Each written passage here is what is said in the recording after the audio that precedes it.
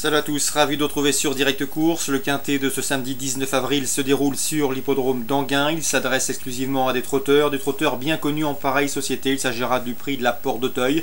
Exercice de vitesse, 2150 mètres, départ auto-start. Voici ma sélection. J'ai placé en tête le numéro 3, U-Prince. Il est en forme, il vient de s'imposer dans le prix de Château-Gaillard le 12 avril. Il a hérité d'un bon numéro derrière les Ols de l'Autostart. Thierry Ravgeot, son entraîneur, s'attache les services de Franck Nivard. Autant d'atouts qui plaident en sa faveur, d'autant qu'il vient de devancer 3 de ses rivaux du jour. Je lui opposerai le numéro 14, Red, une jument scandinave qui possède également de la qualité. Elle sera drivée par Jean-Michel Bazir. Elle vient de s'imposer dans le prix d'Aubusson le 5 avril sur un exercice de vitesse, celui des 2100 mètres à Vincennes. Une confirmation est ici attendue. Seul son numéro en deuxième ligne derrière les ailes de l'Autostart peut l'empêcher de doubler la mise. Numéro 1, Tornado de l'Océan, affiche lui aussi une forme optimale. Il vient de s'imposer dans un quintet plus, c'était à Vincennes le prix Amaltea, une course référence sur 2100 mètres. Preuve non seulement de sa vitesse, de sa bonne forme, il sera de nouveau déféré des 4 pieds. C'est également un prétendant au succès. Seul son numéro 1 peut lui jouer des tours. J'ai également retenu numéro 7, Armando Kivichov, qui vient de conclure, et de très bien conclure. Il a bien fini ce jour-là dans le prix Amaltea, apanage de Tornado de l'Océan, où il terminait donc 3e, et avec un meilleur parcours, il aurait sans le doute inquiété ce Tornado de l'Océan, donc obligé d'y croire. Le numéro 10, c'est Neferti Del Rio. Il faut la racheter, elle a été fortement gênée au départ, le 12 avril, dans une épreuve de même acabit. Elle affectionne les pistes plates. Si elle peut bénéficier d'un bon parcours caché comme elle les apprécie, elle devrait disputer les premières places dans cette épreuve. Le numéro 4, Orion Degliday, un concurrent transalpin qui va se plaire sur ce parcours de vitesse et sur cette piste plate. Mieux vaut donc s'en méfier, il pourrait venir corser les rapports. Le numéro 5, c'est LW Fedo, le 3e de cette course l'an dernier. C'est un paramètre important qui compte également des références à ce niveau. Sachez qu'elle était compétitive pour une place au moment d'être gênée, et fortement gênée et disqualifiée dans le prix Amaltea. Prix Amaltea remporté par Tornado de l'Océan, une ligne donc qui plaît dans sa faveur, tout du moins pour l'obtention d'un accessite. J'ai également retenu pour une cote le 2 des Caronnes, qui a bien couru la dernière fois, il a bien fini, le cheval semble en regain de condition, il se plaît tout particulièrement sur cette piste d'Anguin, où il y compte de sérieuses références. Mieux vaut donc s'en méfier pour une cote dans le quintet. Résumé chiffré pour cette épreuve, 3, 14, 1, 7, suivi des numéros 10, 4, 5 et 2.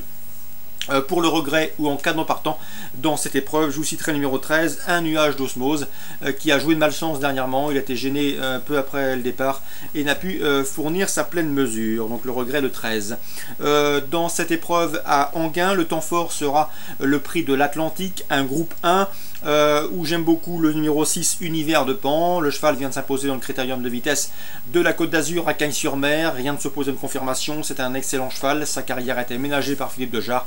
Il trouve ici une nouvelle occasion de se mettre en évidence. On lui opposera le 7, Roxane Riff, qu'on ne plaisante plus à ce niveau de compétition. C'est une jument extrêmement courageuse, la jument la plus riche de l'histoire dans l'Hexagone. Elle vient de prouver sa forme en s'imposant sous la selle dans le prix Théophile Delouet. Elle tentera ici de jouer également les premiers rôles. Concernant le 4, Quinoa du Gers, je pense qu'il peut venir s'immiscer dans le trio gagnant. Un cheval qui a été préparé pour cette course, il est bien engagé, il a hérité d'un bon numéro dans les stalles, derrière les ailes de l'Autostart. Il se plaît sur les pistes plates. Bref, autant d'atouts qui lui confèrent ici une bonne chance. Concernant le 2, Timoko, c'est le tenant du titre, mais il effectue une rentrée. Le cheval a effectué sa saison de monte et ici le manque de compétition peut se faire sentir, raison pour laquelle je le retiendrai en léger retrait. Concernant le 1, Thiego Détang, lui aussi a prouvé qu'il était compétitif à ce niveau, mais c'est un piètre débouleur et je redoute pour lui son numéro 1 derrière la voiture. Il risque de se faire enfermer, et même s'il sait finir très vite, ce départ pourrait bien contrarier les plans de son entraîneur driver Christian Bijon. Donc dans ce prix de l'Atlantique, je vous conseille le 6, Univers de Pan, le numéro 7, Roxane Riff, et le 4, Quinoa du Gers, suivi du 2 et du 1. Concernant Saint-Malo, réunion de pas mal d'infos. Dans la première, je vous conseille le 104, Bella Cash, une pouliche qui s'était très bien qualifiée et qui s'est classée 2e en débutant à Caen dernièrement. Ce jour-là, elle s'est montrée fautive au départ avant d'effectuer un retour remarqué, battue finalement de peu au passage du poteau. Elle trouve ici une belle occasion de s'imposer. En tout cas, elle est estimée au sein de l'écurie Rimbaud Et dans ce lot, je pense qu'elle doit pouvoir s'imposer à la faveur d'un parcours complet au trot et surtout si elle s'élance sur la bonne jambe. Donc notez son numéro, le 104 Bellakash, qui devrait s'imposer selon moi. Dans la troisième, je vous conseille le 307, c'est Vénard Fercha, toujours présenté sous la selle à bon escient par Christophe Hamel. Le cheval vient de parfaire sa condition sulky, il retrouve le trot monté, sa véritable discipline. Lui qui a terminé deuxième sous la selle il y a de cela quelques temps lors de son avant-dernière sortie à Lisieux. Ici, l'opposition me le semble dans ses cordes et logiquement, il doit lui pour la victoire. Attention pour lui toutefois 305 vautour de Guèze, un vautour de Guèze qui est compliqué, délicat à utiliser, assez fautif, mais dans un bon jour, et s'il se montre sage, il pourrait bien lui donner une excellente réplique. 307-305. Dans la cinquième, il faut racheter le 509 Udaco. J'ai pu m'entretenir avec son entraîneur Daniel Doré. Le cheval avait quelques soucis au niveau des postérieurs. On a essayé de le soigner. Ça semble rentrer dans l'ordre. Il faut le racheter. C'est un cheval en retard de gain. Et Daniel Doré est assez confiant pour ce rendez-vous à Saint-Malo avec le 509 Udaco. Sachez qu'il compte 3 sorties différées des postérieurs et 3 victoires. Sachez également que ces 2 dernières sorties corde à droite ont été couronnées de succès. Donc le 509 Udaco, je pense qu'il faut le racheter. Je pense également qu'il va s'imposer.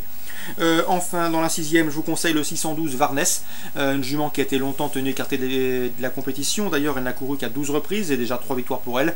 Elle a été arrêtée pendant 1 an et demi. Elle a maintenant 2 courses de rentrée dans les jambes et je pense que c'est suffisant pour qu'on la revoie sur le devant de la scène. Et dans ce lot et dans cette épreuve où elle affronte a priori des adversaires à sa portée, elle devrait jouer les premiers rôles.